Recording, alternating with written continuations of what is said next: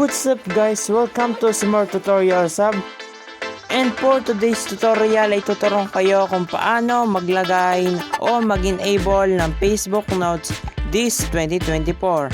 Ito nga po pala ay bagong update ni Facebook. Pero bago tayo magsimula ay huwag kalimutang mag-like, share, and subscribe. Una pong gagawin, ibuksan ang Facebook app.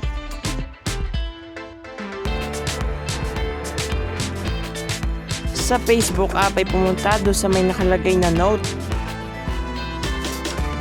And then, magbasahin po muna. And then, pindutin yung got it.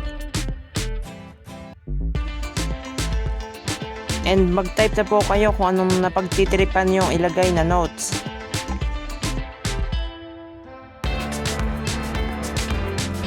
At kung ayos na po ang ini-notes mo, ay pindutin yung share. And then okay na po, ganyan lang po kadali. Ang iyong notes ay mag-a-appear na ganito, para po siyang Facebook story. At nakikita din po siya ng mga tao kalawak ng mga story.